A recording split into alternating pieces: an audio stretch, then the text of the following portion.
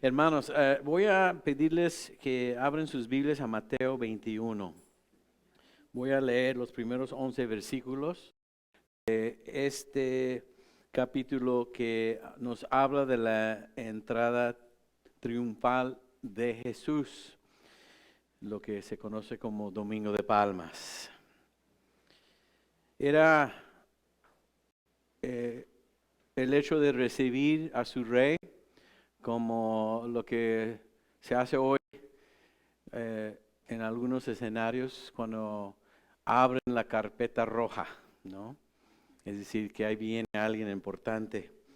Entonces, vamos a ponernos de pie, en reverencia a la palabra del Señor, leer esto y después vamos a ver qué nos tiene que decir el Señor en su palabra, según Mateo 21. Nada más para que sepan, ese uno de los pocos eventos, la entrada triunfal, que se encuentra en cada evangelio. Si vas a encontrar esta misma historia en Mateo, como lo vamos a leer, en Marcos, en Lucas y en Juan, en los evangelios. Entonces, algo importante está sucediendo aquí. El Señor quiere enseñarnos el verdadero significado de su venida. Y una cosa también, van a ver cosas simbólicas. Me gusta cuando vemos algunas cosas ahí, objetos o que nos están diciendo algo de la persona de Jesús. Amén. Entonces vamos a fijarnos en eso también. Cuando se acercaban a Jerusalén y llegaron a Betfagé, al monte de los olivos, Jesús envió a dos de sus discípulos y les dijo: vayan a la aldea que tienen ante ustedes. Ahí encontrarán una burra atada junto con un burrito. Desátenla y tráiganmelos. Si alguien les dice algo, respóndale: el Señor los necesita, luego los volveré. Esto sucedió para que se cumpliera lo dicho en el profeta: digan a la hija de Sión, tu rey viene a ti, manso y sentado sobre una burra, sobre un burrito, hijo de animal de carga.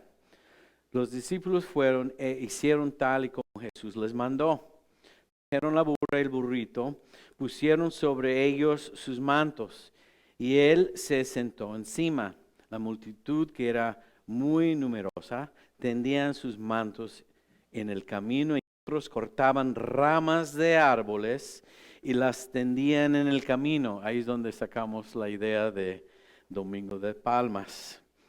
Tanto los que iban delante como los que iban detrás lo aclamaban y decían: Hosana al Hijo de David, bendito el que viene en el nombre del Señor, Hosana en las alturas. Cuando Jesús entró en Jerusalén, todos en la ciudad se conmocionaron y decían: ¿quién es este?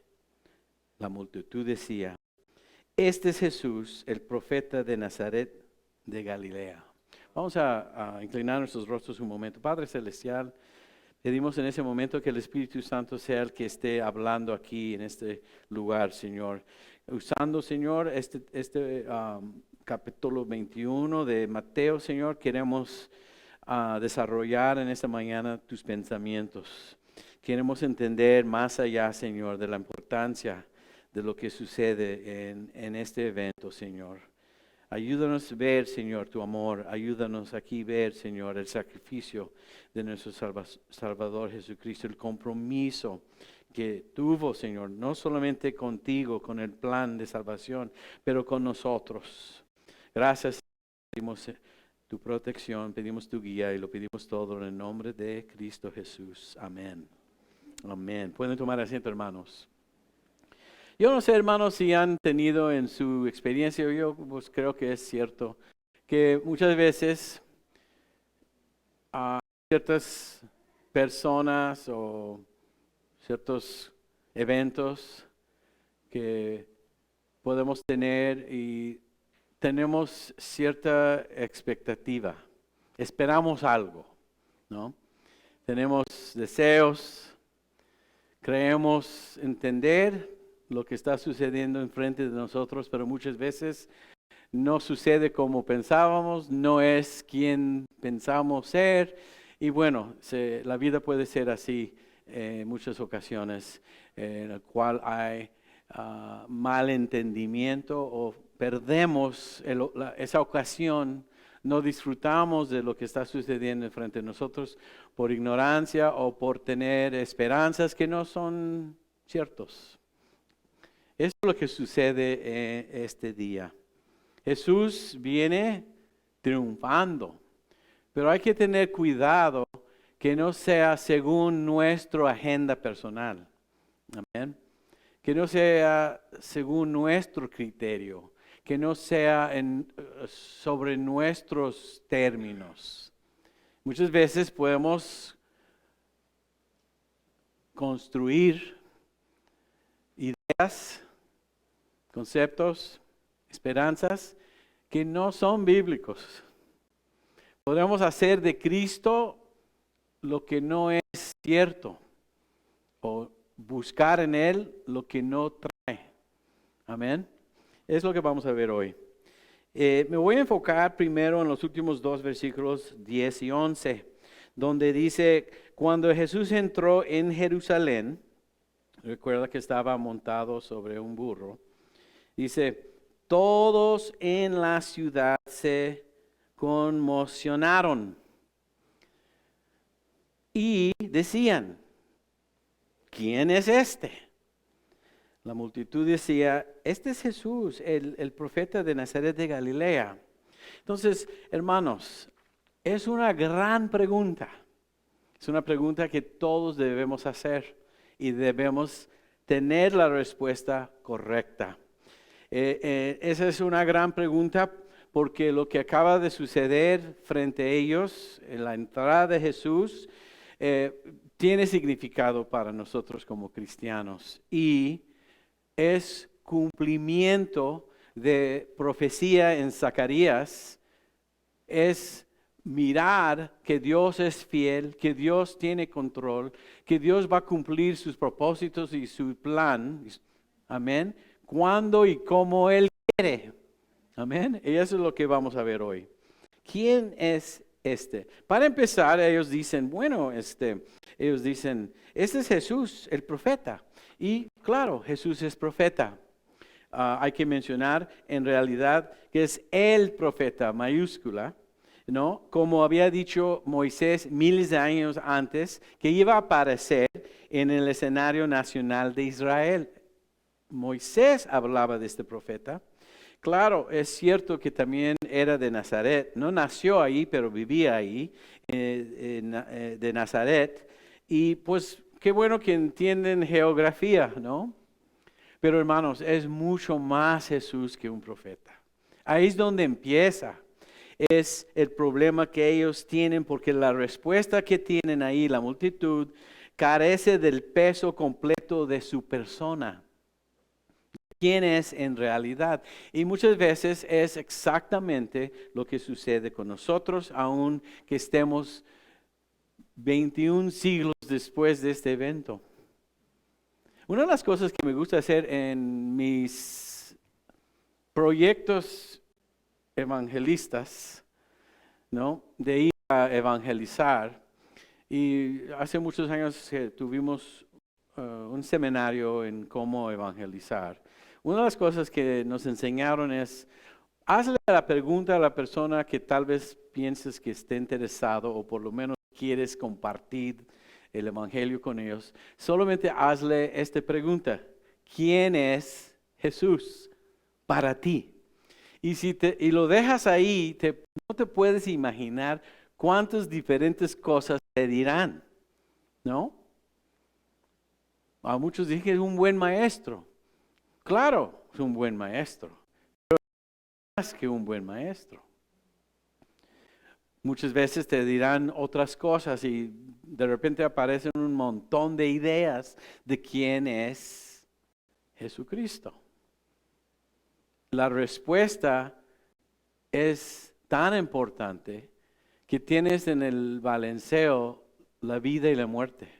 Así de importante es la pregunta. ¿Quién es este? Preguntaban ellos en ese día. Y entonces yo les digo que es muy buena pregunta. Lo podemos usar a escuchar lo que la gente nos tiene que decir, pero ya después, y te vas a dar cuenta que algunos se pueden dar una respuesta bien larga, ¿no?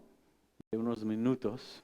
Y otros te pueden dar una respuesta de horas, ¿no? Déjalos que hablen. Déjalos que digan lo que piensan, porque después lo que se hace, según estos métodos de evangelización, es después ya estás notando lo que han dicho y después les preguntas, ¿te gustaría saber lo que dice la Biblia de Jesús? Es decir, no les quieres decir así abiertamente y cruelmente, estás equivocado o estás equivocada. Pero lo que quieres hacer es abrir la Biblia y enseñar lo que dice la Biblia. Pues bueno, es lo que vamos a hacer hoy, en dar la respuesta de quién es este, que conmovió, entusiasmó a todo el pueblo. Decía que por enfrente de él y detrás de él. Entonces un desfile, es una celebración, esta entrada triunfal. Amén. ¿Estamos de acuerdo, hermanos? ¿Quién es este? Bueno, cuando vemos lo que será los 3 años de Jesús, entendemos algo, los que hemos estudiado la Biblia, que Jesús ha llegado a tiempo. Es una cita que Dios hizo en su calendario, porque este día Él va a entrar una vez por todas para tomar su lugar y provocar una reacción de los líderes que realmente eran corruptos y el pueblo espiritualmente ciego. No entendían. Pero Jesús sigue adelante para cumplir lo que se había dicho a través del profeta Zacarías. Y él había decidido, según el calendario divino de Dios, que nos dice Apocalipsis, que Jesús fue el cordero molido desde antes de la creación del mundo. ¿Quién puedes imaginar? Era una cita. Ahí en el calendario, no sé, ¿ustedes usan sus calendarios en sus teléfonos? A ver, ¿cuándo es el aniversario? Híjole, ese no me lo quiero perder. ¿Verdad? Oh, cumpleaños. Fue ayer. Híjole. Les voy a decir happy belated birthday, ¿no? Dios tiene un calendario. La Semana Santa fue algo que Dios había decidido y determinado desde antes de la creación del mundo. Jesús iba a llegar ahí ese día y iba a suceder cosas que lo iban a llevar directamente a la cruz y provocar reacciones entre el liderazgo y entre el pueblo. Entonces, el que llegó ese día, el que fue ahí ese día, es el Jesús que nunca esperaron. Es el Jesús o el Mesías que nunca conocieron, el Mesías que iban a rechazar y el Mesías que iban a crucificar. Déjame explicar un poco. Este Jesús fue alabado en este día, fue aclamado como leímos. Tendían sus mantos, las hojas de palmera. Lo recibieron al entrar a la ciudad. Pero les voy a decir que lo recibieron pensando en otra cosa en vez de lo que iba a suceder realmente. Pronto esos alabanzas, pronto lo que aclamaban como bendito aquel que viene en el nombre del Señor, se iba a convertirse en burlas, lo iban a mostrar su desprecio, lo iban a llevar a un juicio falso y corrupto y después lo iban a crucificar. Los mismos, imagínate, de un día empezando la semana y terminando la semana totalmente diferente lo que sucede.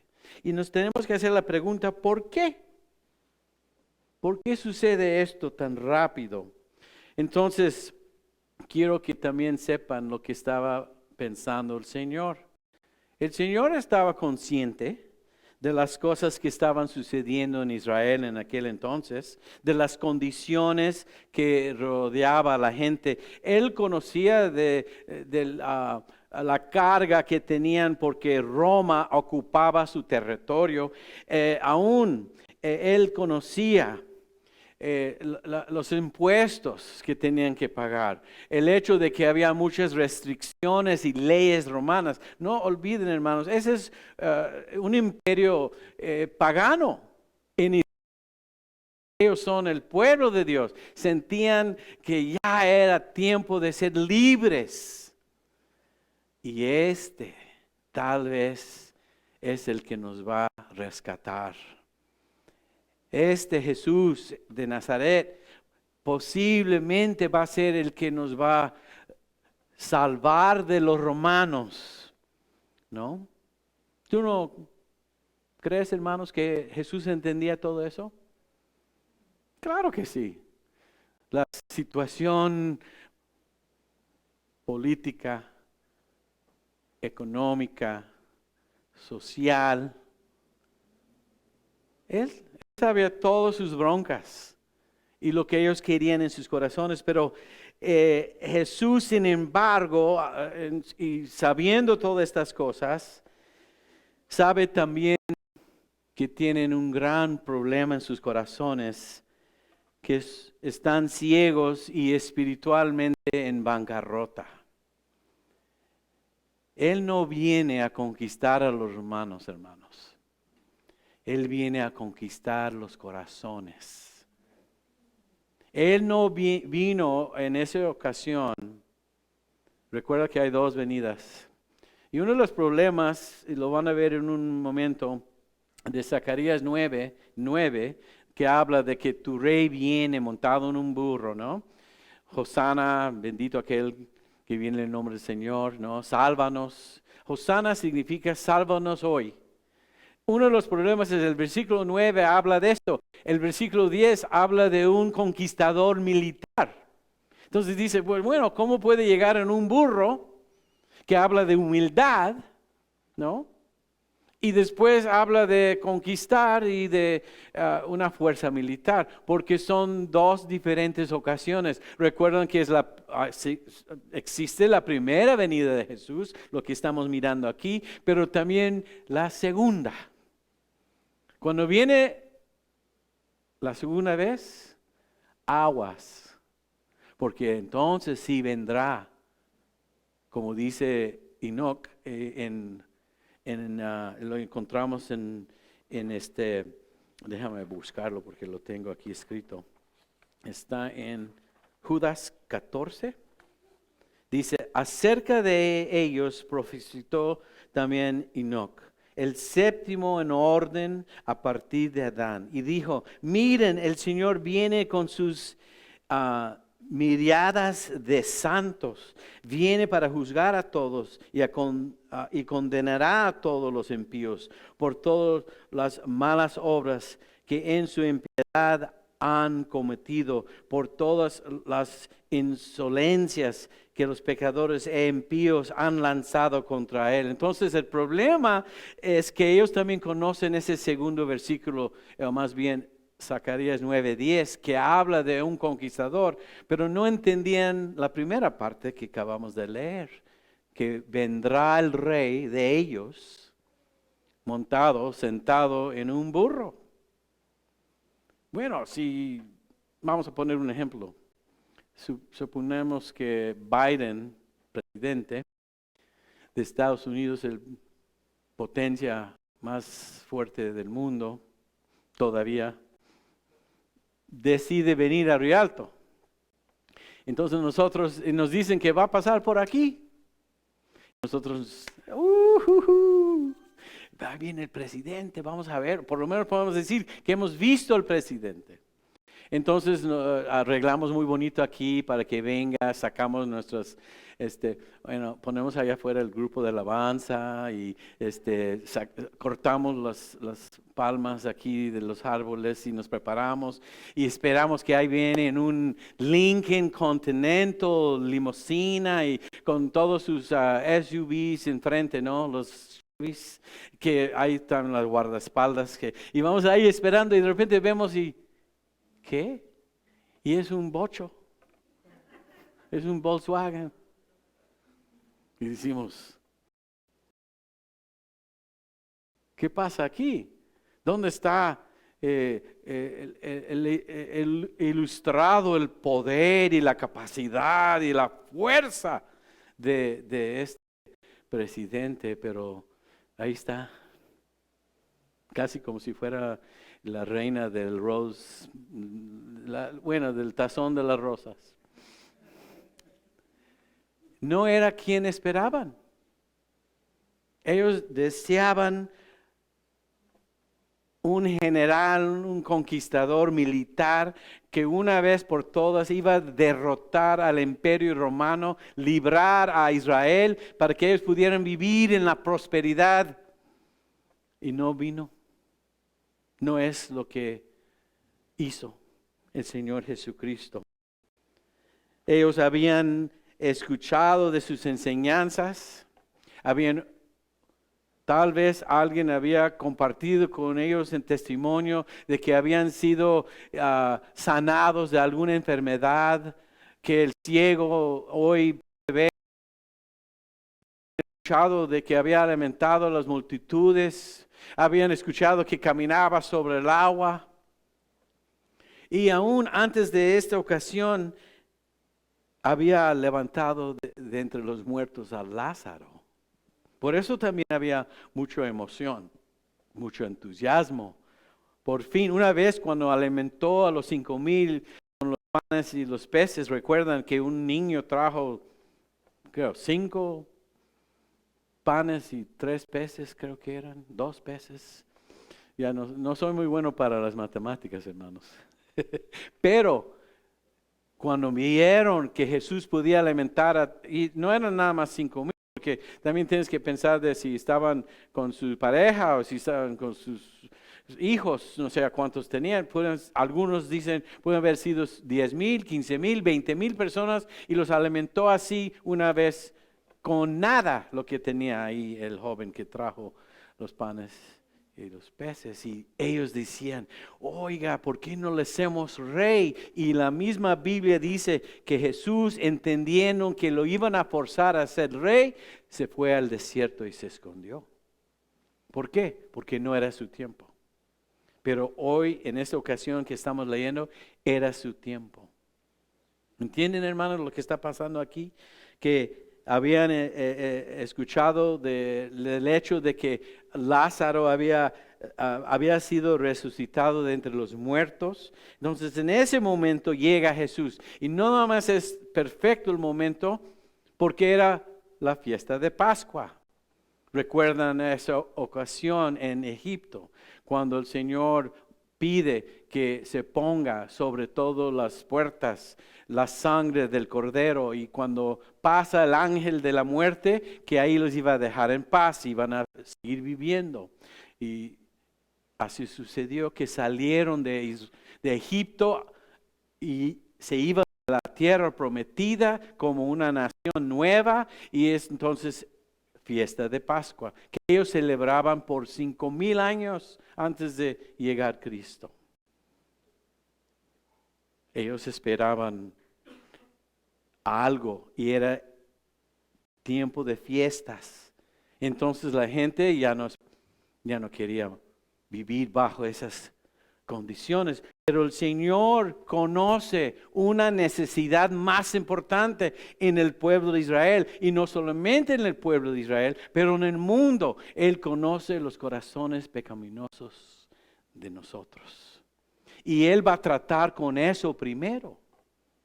Primero de que llegue a conquistar y establecer su reino el reino de Dios aquí en la tierra, que seguimos esperando. Nosotros tenemos un lugar muy especial, igual que lo que estamos leyendo aquí, porque ellos esperaban su primera venida. ¿Saben lo que estamos esperando nosotros? Su segunda venida. Pero cuando viene esta segunda vez, viene a conquistar. La primera vez, Él vino a conquistar los corazones de los hombres. Él viene como el Cordero de Dios que quita el pecado del mundo. Él aparece como aquel mencionado como el siervo sufriente en Isaías 53. ¿No lo han leído? Ese Jesús no conocían y no esperaban. Amén. Entonces dicen, ¿quién es este? Pues es el Cordero de Dios. Es el que va a entregar su cuerpo en sacrificio. Él viene esta vez, no con fuerza militar, pero Él viene con amor. Él viene con misericordia. Él viene con gracia. Él viene con un sacrificio. Imagínate, Él conoce lo que le espera. Él sabe cómo va a sufrir. Él sabe que lo van a traicionar. Él sabe que le van a arrancar la barba, que le van a poner un espino, corona de espinos sobre su cabeza, que se van a burlar de Él, que va a sufrir en todo momento, en un juicio chueco. Imagínate. Él sabe que ya lo tienen todo arreglado porque no lo querían. Él representaba una amenaza, pero más su palabra conocían como la verdad, pero no se querían arrepentir. Él viene en esta primera ocasión para pagar el precio por nuestros pecados, tomando nuestro lugar, recibiendo la ira de Dios, la condena de Dios, el castigo de Dios cae sobre Él. Y nosotros, si ponemos nuestra fe en esa obra de redención, somos librados en esa manera. Él sí vino a triunfar. ¿Y sabes sobre qué triunfó? La muerte. El único digno de pagar nuestra deuda. El único que pudiera redimirnos. Redimir viene de un concepto de esclavitud. Habían mercados de esclavos en aquel entonces. Llegaban los que tenían dinero, los amos, ¿no? Y decidían cuánto iban a pagar para un esclavo. Y una vez pagando el precio, ese esclavo pertenecía al amo. Y el amo podía hacer lo que quería con ese hombre o esa mujer.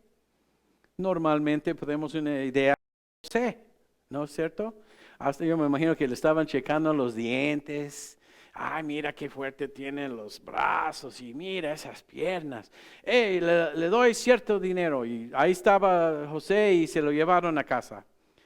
¿Qué podía hacer el amo con aquel esclavo que había redimido? Lo que quisiera. ¿Sabe lo que hace Jesús cuando nosotros nos encontramos en la esclavitud del pecado? Nos compró con su sangre preciosa. El mismo oro ni plata podía hacer lo mismo. ¿Y sabe lo que hace cuando una vez nos compra y una vez vamos con Él, porque ya pertenecemos a Él, nos da libertad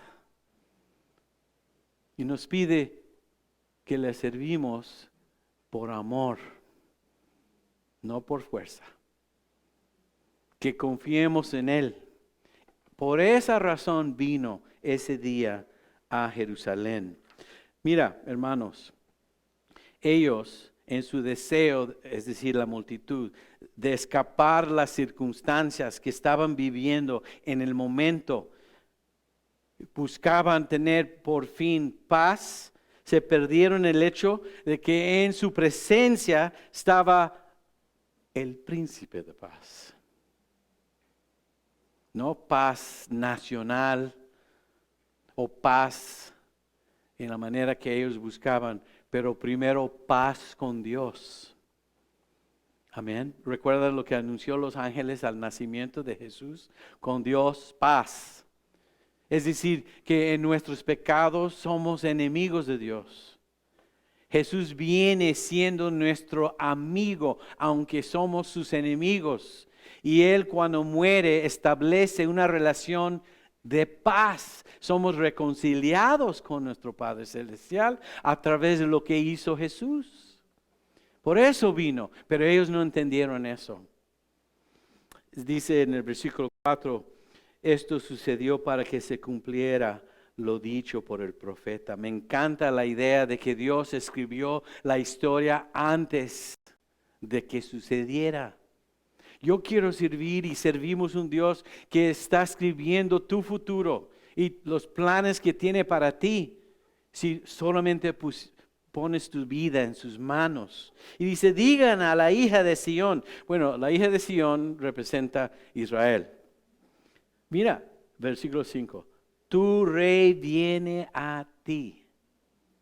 En las costumbres del mundo y en los reinos es muy infrecuente, es decir, que no sucede mucho, que un rey venga a ti en una manera personal.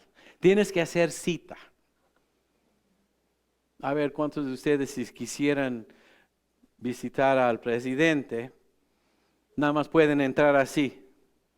Aquí estoy. ¿Quién eres? Tienes que tener cita. ¿Y cuál es el asunto que vamos a tratar? Pero en esta ocasión viene el rey. Y fíjense, el rey de los judíos fue lo que pusieron sobre la cruz, pero burlándose. Pilato le dijo, oiga, porque él miraba qué tan corruptos eran los fariseos y los sacerdotes. Y dice, oiga, ¿qué no sabes que yo tengo el poder para poder librarte? Y sí lo tenía. Y dice Jesús, tú no tienes ni un poder excepto lo que mi Padre en los cielos te ha dado. Yo pudiera llamar en ese momento tropas de ángeles para rescatarme. Pero Él no lo hizo, porque si lo hubiera hecho, no tenemos un Salvador en la cruz que iba a morir por nosotros y todos estamos condenados, sin esperanza de rescate. Es Jesús el único que pudiera rescatarnos con el precio de su preciosa sangre. No, Él fue voluntariamente, hermanos. Él entra sabiendo lo que le esperaba. No huye, se esconde, pero es valiente y se identifica. Y lo que sucede ese día es, Él viene y dice, Rey, tu rey viene a ti. Eso es algo maravilloso. El Rey de reyes y el Señor de señores fue a visitarlos. ¿Sí me entienden, hermanos? ¿Quién es el que te visita? El creador del universo. Entonces, dice, no solamente que viene, pero ¿en qué manera viene? Viene manso. Humilde. No como un guerrero, pero humilde. Viene con misericordia, viene con amor, viene con gracia. Y está sentado sobre una burra, sobre un burrito, hijo de animal de carga. ¿Sabes qué? ¿Te recuerdas que les había dicho que hay algunas cosas aquí que puedes usar como simbólico?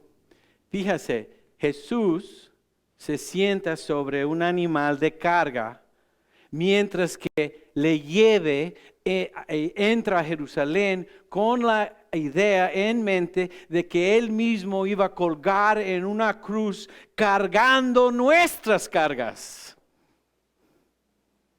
No tienes idea de lo que cargó ese día cuando murió en la cruz. Cayó sobre Él todos los pecados pasados, presentes y futuros del mundo.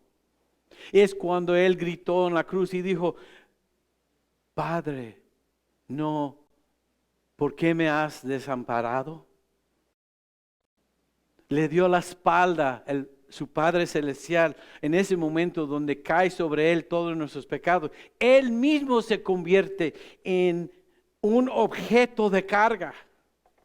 Y ahorita está sentado en un animal de carga. ¿No ven la conexión ahí, hermanos?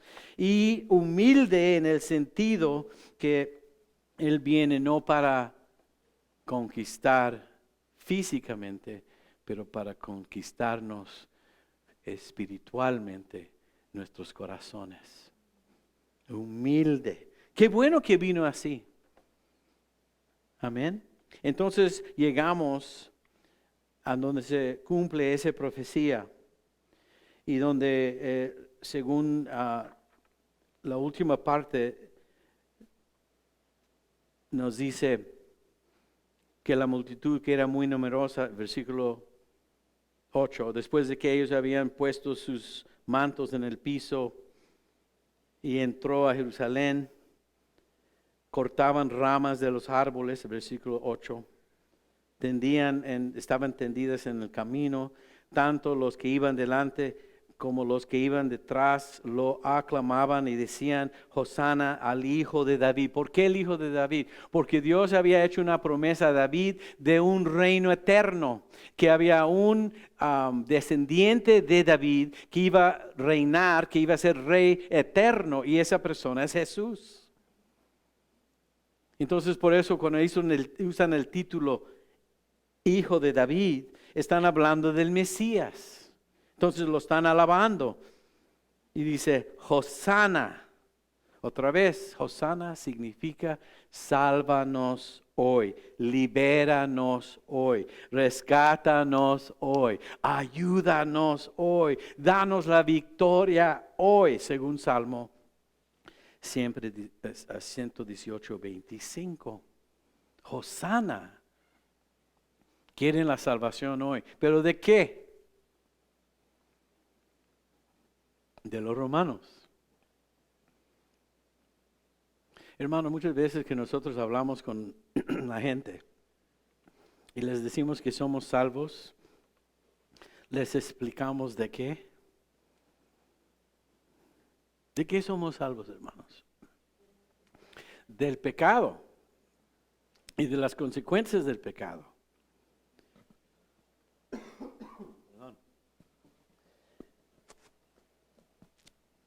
La salvación que trae Jesús nos saca del reino de tinieblas y nos pone en el reino de luz. La salvación que trae Jesús nos perdona de nuestros pecados y la condena relacionado con nuestros pecados y nos libera para poder tener un acceso y tener una relación con nuestro Dios Padre. La salvación que trae Jesús rompe los vicios y las cosas que nos tenían atados. Cada uno podemos identificar personalmente con lo que eso representa y nos da la libertad de poder servirle a Él. Somos salvos de algo. Yo siempre he dicho, somos salvos de algo a algo. Amén. Entonces, ellos gritan Hosana, pero Él no entra con majestad ni con fuerza, sino con misericordia y con gracia y amor y sacrificio.